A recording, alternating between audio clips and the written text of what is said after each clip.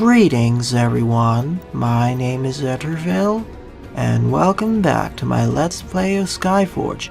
During the last part, I completed the open world region of Usuni Valley, so in this part, I'll be completing the main campaign of Tisiphone. Before that, as promised, I'll be swapping over to another class, the Kinetic.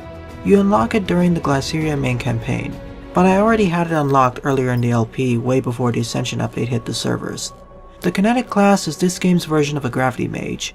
They control gravity itself, they can create gravity anomalies where they and their allies move faster, but their enemies are hampered. They can wrench up huge boulders from the ground and toss them at their enemies.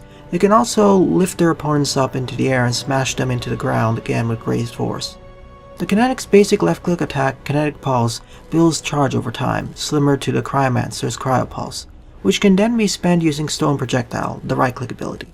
I need at least 6 of them in order to use the fully powered Stone Projectile, aka Stone Blast, and when combined with an Impulse Charge and other effects, this can pack quite a punch. This along with Energy Wave, Gravity Anomaly, and Gravity Trap will form the bread and butter of my offensive tactics with this class. Protective Shield is nice for mitigating damage, it mitigates 75% of damage, and Luminous Burst is a great way of quickly traversing through the world. It's basic, I just call it the Rolling Ball ability.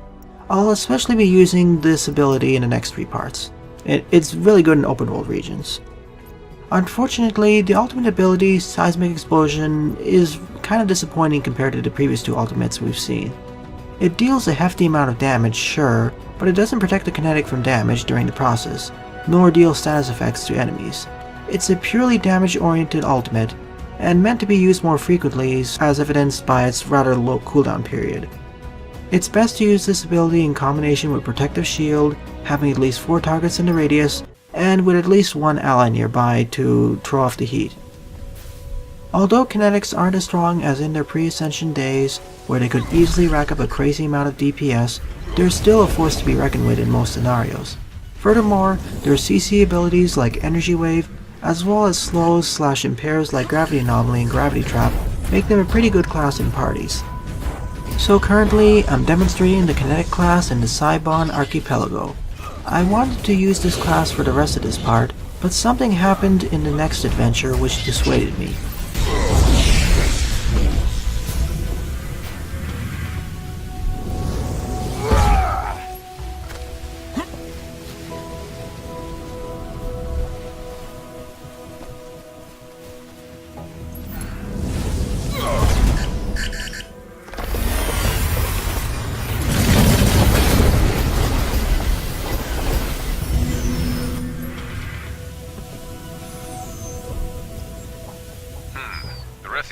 Is badly damaged.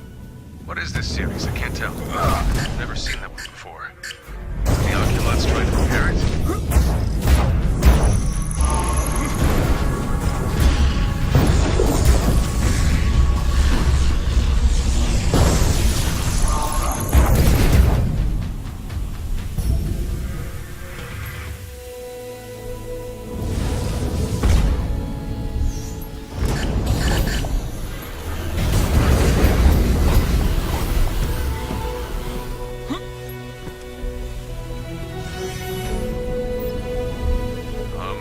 The scanner says it's nothing but a dead piece of iron, and it's beyond repair. I wonder why the mechanoids are interested in it. The scanner says it's nothing but a dead piece of iron, and it's beyond repair. I wonder why the mechanoids are interested in it.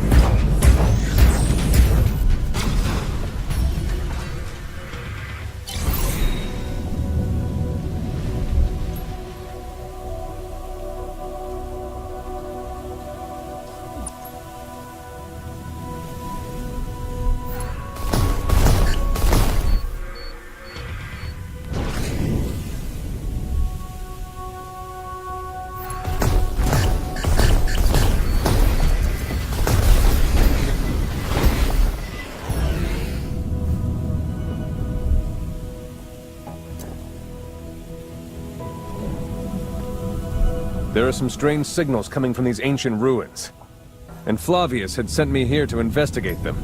But as soon as I deployed the antenna, mechanoids came swarming in. It looks like they might be trying to reanimate the remains of their ships. We can't let that happen. I'm not much use in combat, but I can give advice. I know a thing or two about the mechanoids.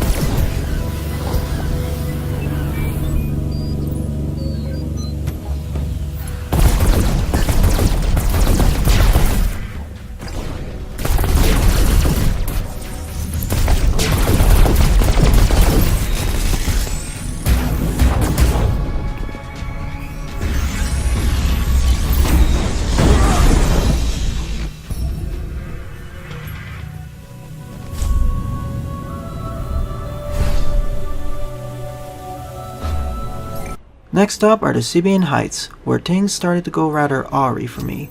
This is an old test area for studying elemental wardens, but the research has been canned for a while. But someone disturbed this area, enraging the wardens. We need to quell these rampaging wardens, as they pose a serious threat to the peaceful settlements below, as well as the entire region. If anything else, this represents a step up in mission difficulty.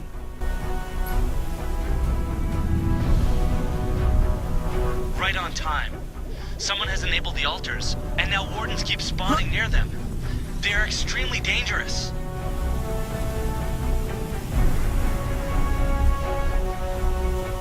We must disable the altar. The Immortals are here, thank heavens! I'm the gamekeeper of this reserve. I was doing the routine patrol of the area when I saw that Wardens of Elements had broken free. In my instructions it says that in such cases, I should immediately notify the Immortals. Wardens of Elements will stop spawning if you disable their altars. It's extremely dangerous. Only an Immortal can do it. They built this test area to study Wardens of Elements, long ago by order of Eli himself. If the name Ignis means anything to you, you should know that it's only thanks to the research conducted here that we managed to pacify him. We rarely have any trouble with the Wardens. There were only a few incidents over the past years. But treasure hunters are a different matter. We struggle to keep them off the premises. It's unclear. There could be many reasons. Treasure hunters could have accidentally enabled them. We've only recently dealt with a gang like that. So either thieves or treasure hunters reactivated the altars. I wonder if it's the same group we faced way back in Isola Digs. After all, that's also in this region. I also swapped over to using the Cryomancer for the rest of this part, as the elementals here are much tougher than what the prestige requirement suggests. I have more than 3 times the 11,000 minimum prestige threshold to embark on this adventure, so I should be able to solo it. But the wardens here are way too tough to defeat as a kinetic. They take too long to dispatch, and they deal a lot of damage during the process. So much so that it becomes incredibly challenging and slow to defeat the mini-bosses and bosses. It requires a lot of baiting and running, which honestly isn't that interesting to watch. So I restarted this adventure and used the Cryomancer instead. Sadly, this means that we miss out on some in-mission dialogue. I find it quite strange, as the two following squad adventures have much easier enemies. Perhaps this was a scaling issue? In any case, if you're closer to this adventure's minimum required prestige bracket, bring in a squad.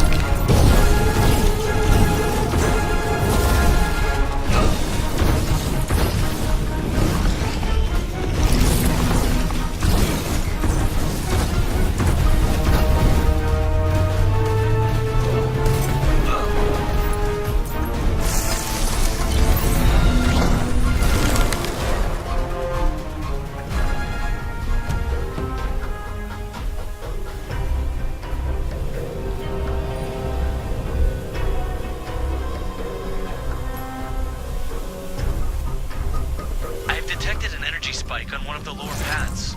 Find out what's there.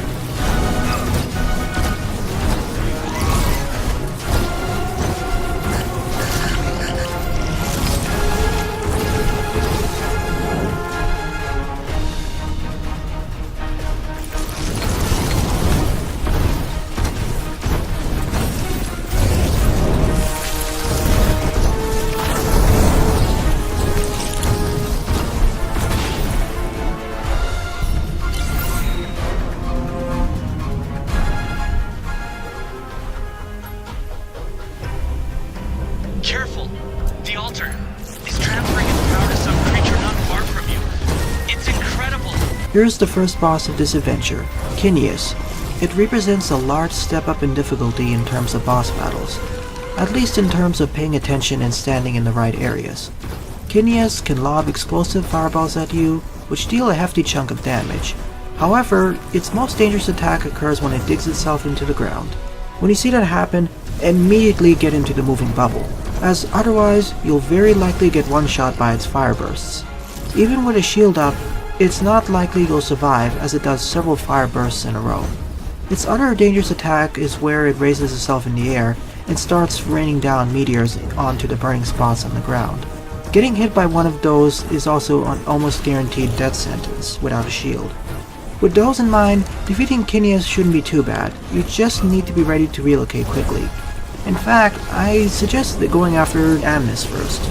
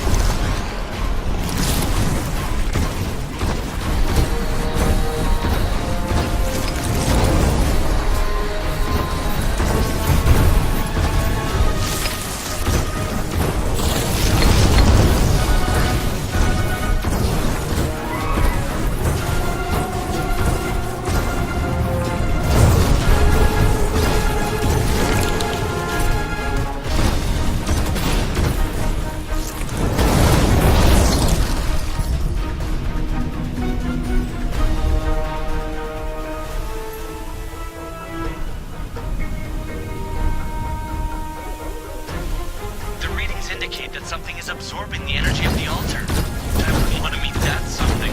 Here's the second boss, Amnis. To be quite frank, it's much easier to battle than Kineas. It can use a homing water spout, globs of water, and can temporarily encase you in a bubble. Its most dangerous attack is the aforementioned water glob, because if they connect with you, they'll inflict a ton of damage not dissimilar to the flame meteors.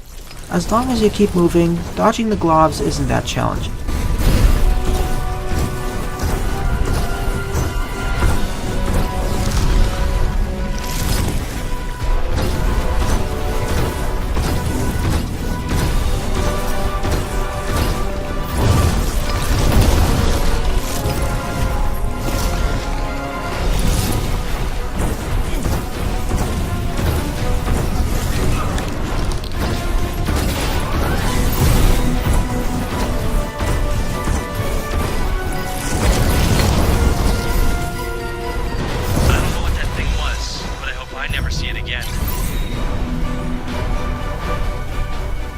With the rampaging elementals quelled, the rest of this part is relatively smooth sailing. I should have switched back over to the Kinetic, but my experience in the previous adventure made me overly cautious. Oh well, at least the next 3 parts will have lots of Kinetic gameplay. The Mantides have settled in the ravine and started to produce new wingers.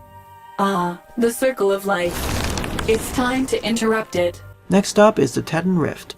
Essentially, there's an old pilgrimage path running through this ravine, and Mantides have recently settled into it. We need to eliminate them before they can properly build a base of operations here. Perhaps they came from the nearby Lanber Catacombs?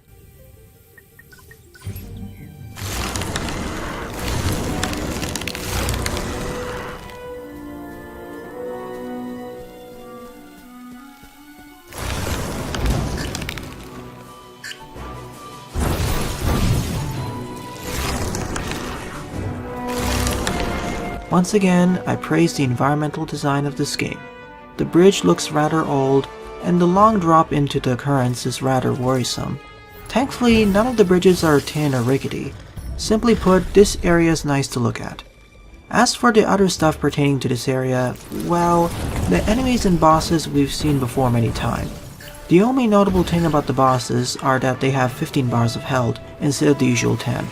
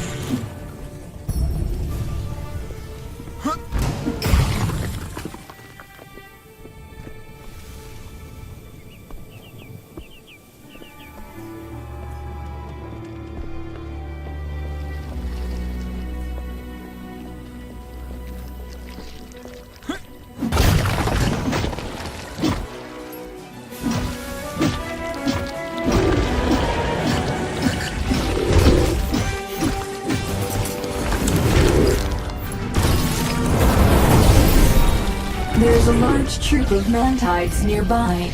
They appear sated, but they probably won't say no to an immortal for dessert.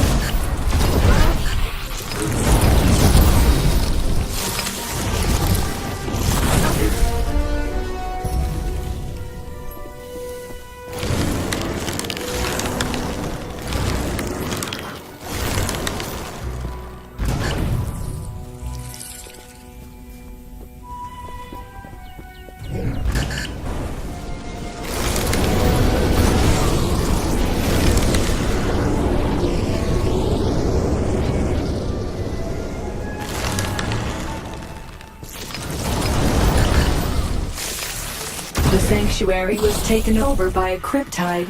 It is producing new wingers in the sacred place of our people. What a blasphemous insect.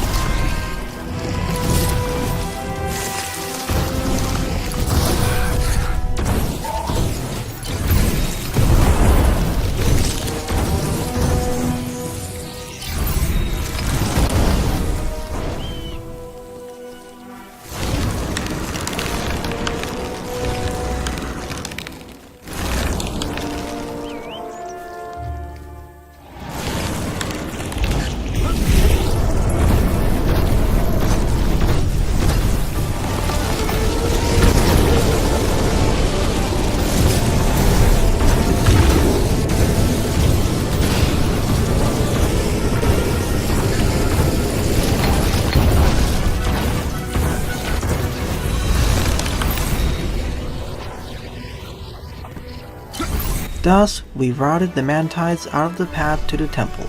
However, this area is not located at or nearby the Lanber Forest. In fact, the Lanber Forest is located in the Pantheon Plateau.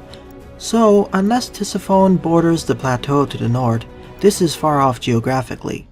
Furthermore, to the east, the Lanber Catacombs should also be located in the Pantheon Plateau, as that covers Lamberland, and more importantly, the Catacombs entrance can be found in the Lanber Forest. I suppose this plot hole was introduced during the Ascension update. I speculate that originally, Thetin Rift, Lanber Forest, and the Lanber Catacombs were part of the same geographical region of the map, but this was changed during the update.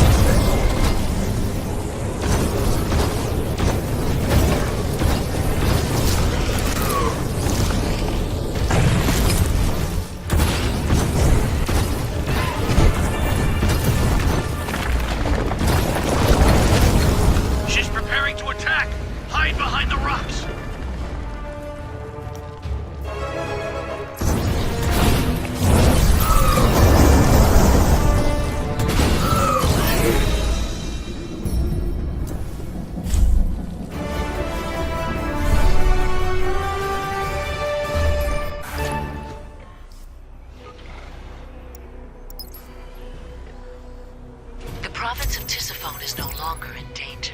You may not be a god yet, but word of you and your feats are spreading fast. With the main campaign complete, the province of Tisiphone is mostly no longer in danger. However, threats still remain in Vines, which I will be dealing with in the next 3 or so parts. Not to mention, they also exist in the Operation and Group missions, but those won't be dealt with for quite a while.